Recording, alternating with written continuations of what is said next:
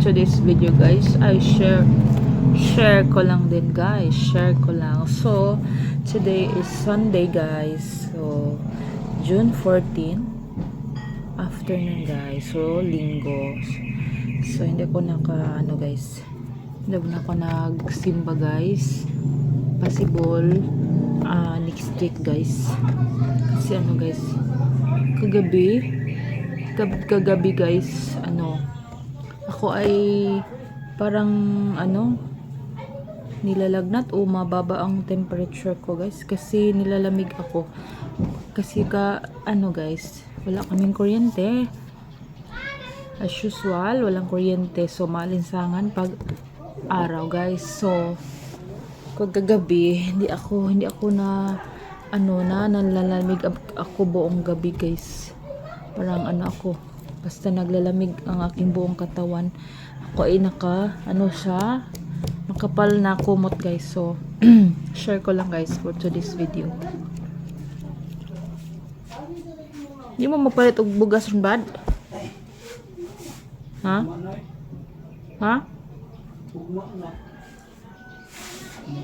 Dito na lang mo, princess.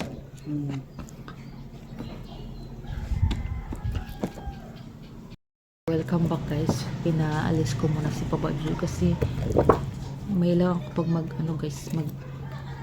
magsalita pag may nakikinig sa akin guys. So share ko lang guys na ngayon ay Sunday, so bukas ay nagbalak ako magbalik trabaho guys sa opisina.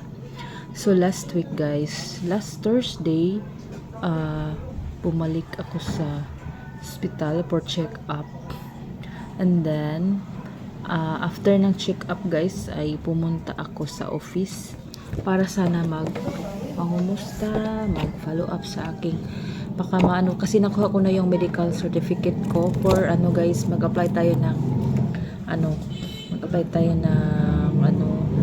yung sa maternity ganyan. So ako yung naiinip dito sa bahay guys, kahit na pang 15 days pa lang galing sa ako ay nag miscarriage, pero maraming mga bilin guys na ako ay mag-relax dito sa bahay, wala mo nang gagawin, pero baliktad ang ginawa ko guys. Ako ay matigas ang ulo. Hindi mo masabing wag kang maggawa ng mga gawaing bahay kasi wala tayong katulong guys sa bahay. So ayan siya guys. So nagsabi ako sa aking amo kung kailan ako ba pwedeng makabalik ng duty. So ngayon guys, ang sabi niya, hindi naman daw ako leave. Hindi naman ako nag-leave daw. So sa akin pa rin kung kailan ako gustong magtrabaho. So since tayo ay guys, dito sa bahay, maalinsang okay lang siguro guys kung may kuryente tayo, kasi may air cooler naman tayo dyan, may ceiling fan ganyan, makabit natin. Pero ngayon guys, wala pa tayong budget. So ako ay 2 weeks nang guys, pawis. So pangatlong bihis ko na ito guys, pangatlo. So una, dalawa, then ito. So yan siya. So ngayon guys, kaninang umaga tayo nag-arrange kanina sa sa ating mga pinggan na mesa kasi maraming alikabok.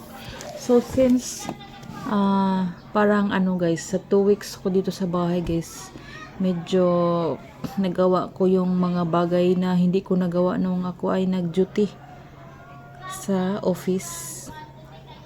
Pero yun nga, sabi tayo sa bahay, mag-relax para hindi mabinat guys. So ang ginawa ko, maglaba ako ng mga kunti lang naman, maglaba ako ng kunti, mga basa-basa sa guys, mga ligo ganyan, mga basang damit, punti, mga lang man, mga light, hindi yung mga makapal. Kasi kanina guys, nag-start kaming mag-laundry ng 8 kilos. So, nag-prepare ako dito guys ng mga kumot para for laundry. So, ang laundry para dun sa likod guys, may malapit lang na laundry dito sa amin ay 160 per 8 kilos guys. Pero, pinatanong ko si Papa Jojo, ang kanilang mga makapal like kumot, beddings ay 5 kilos lang ang 160. Okay lang naman siya, pero yan siya, parang hindi tayo masyadong kasi sabi ng kapitbahay ko dito guys ay talaga ako yung grabe magtrabaho, grabe maglabas. So yun siguro ang dahilan ng aking pagka guys, nakunan, sayang daw ang bibig ko. So ganyan. So for now guys, nandyan ako sa mga sayang. Hindi naman ako guys, na hindi ko nasayangan, sayang. Pero in my case guys, sobrang stress ako guys. As you can see sa aking mga vlog, hindi man ako nakapag-vlog ng 24 hours. Pero in my case, on my part, grabe talaga ang stress ko. Physically, emotionally, pati na rin spiritually guys. So yun siya nga, sana ako yung ma-pray din. At kasi ako talaga nitong mga last few months na stress talaga, lalo na sa mga bayaran guys. So hopefully plan pa rin akong guys, if God willing guys, na mabigyan tayo ulit. So pag-ingatan natin soon at iwasan natin ang stress. So I take my receipt on that guys. So kailangan kong maisa-isa yung mga balakid sa buhay ko na makahadlang sa mga gusto kong mga positive vibes ba ganyan. So unang ating plan ko ay magbalik muna ng trabaho guys, kahit na padahan-dahan. Sabi nila guys, ako ay mahina yung ya in terms sa Bisaya guys. So ya daw ko kaayo. So mahina pag magtrabaho, pero as sa case ko ay at least mahina. Excuse.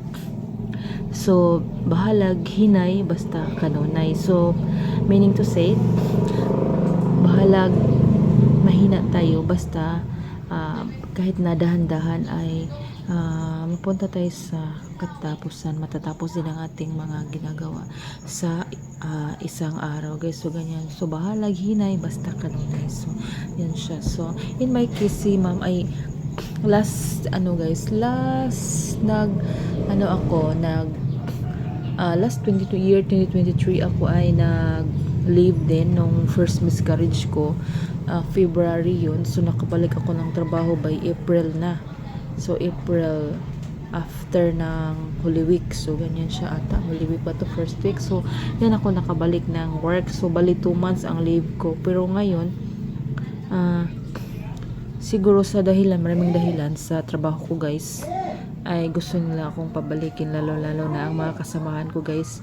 Yung dumating ako last Thursday, ako pa ang sinabihan na nando na ba ang aming mid-year. So ngayon ako ay nagtaka, bakit akong sinabihan ako ang nag-leave. So yan siya. So marami silang patulong sa akin na ma-release yung mga major na yan guys. So hopefully tayo kasi mahiya sila siguro mag-follow up doon sa loob guys. So ganyan siya. So para sa akin din naman, mas mainam siguro na mag duty ako doon. At least nakaupo ako, hindi naman strict sila doon, tayo makapag picture, record, tingnan sa computer, movies, ganyan. Hindi naman si strict guys, pero at least trabaho pa din tayo. And sa akin lang ang advantage ko, hindi ako pawisan guys, kasi dito guys for 2 weeks akong pawis. Siguro sabi nila guys, ako ay nagbawas ng timbang. So last nag-check ako ng last January 1, nung tinimbang ako 68 kilos. Last week guys, ang timbang ko ay 66.6. So nung ano ako ay nagtimbang doon sa family planning, pero yung sa card sa family planning nakalagay ay 58, so siguro wrong yan kasi pag timbang sa akin pag adto sa emergency ay 68. So magbawas tayo ng timbang guys, siguro na rin sa ating diet sa kain guys, at saka sa ating pawis. Parang na-dehydrate ako guys, haggard na haggard ako guys. So soon guys, ang aim namin talaga ngayong year guys ay mag ano guys, magdahan-dahang mag ano guys, reset and para ano guys sa mga bayarin talaga guys. So hopeful and praying to God na makaraos tayo doon guys. So yan siya guys, yan siya, alam nyo na yun guys. So that's all about that guys. So nag ano ako ngayon guys, nag-record tayo ngayon ng video guys kasi nga bukas June 15 ay wala akong cellphone, wala akong phone kasi nga si Papa Jo ang magamit nitong aking phone ng isang araw. Hiraman niya ang cellphone ko ng isang araw guys. So ngayon ako nag-vlog kasi bukas hindi tayo makaresual, siguro pag uwi ko na soon kasi ano may schedule sa for pictorial sa kanyang na market na school guys. So thankful kahit na marami, maliit, konti lang yan, at least may ano tayo, may blessings tayo natanggap. Very thankful. And yesterday guys, kami ay nakapag deliver ng 100 plus pieces na medal for dancing competition. Thankful for that guys kasi sa ganyan ay nakabili kami ng ulam, ay may pambili kami ng bigas at pangbaon ng eskwela namin guys. So yan lang guys ang share ko for today's video guys. And siya nga pala, ako ay kaninang tanghali, ako ay parang lang ako emotional ako na walang yung gusto kong may mag-pamper sa akin ganyan. So iba talaga ang mga sawang walang mga emotional intelligence, ganyan ba. So ako ay nag-emote guys dahil siguro ako ay nagutom kasi alas 12 na. So ako ay nag-emote guys. So ngayon ang oras natin ay 4, so mga 3 plus PM ako ay nagpa-champurado ni Princess at nag-champurado ako ang nag-continue guys for snack. So yan siya, kaya ako'y mas lalong nagpawis guys. Then nag-change tayo ng damit kasi super maalinsangan guys. So yan lang muna masishare ko sa inyo ngayon guys kasi bukas wala tayong phone. Kahit na wala tayong phone, ako ay magtrabaho, doon lang naman ako sa office maglingkod, pero magamit din ang ating mga kamay at utak. So dito sa bahay physical, lagi akong naglaba, sometimes magluto, si Papa Jojo magluto, magwalis, ganyan, maglinis-linis konti. Pero paghugas si Princess na ang ko guys, naka-schedule sa kanya yan. So, yan lang muna guys. Sa aking mo share ngayon, lagi akong muna. So, that's all for now guys. Thank you for watching. Like, share, and subscribe our YouTube channel. Siya nga pala guys, pag bili tayo ng chicken. Hopefully, gusto ko makakain ng chicken. So, soon, pwede tayong makakatay ng chicken soon. So that's all for now guys. See you on my next video guys. Bye. Hey guys. Girita na! 1, 2, 3! Ang suga eh. 1, 2, 3! Gabi kan. Pat, picture ko! Pat! Tatay! Ano!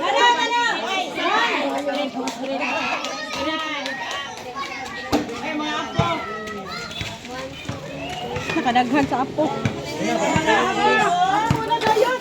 Wala na yan!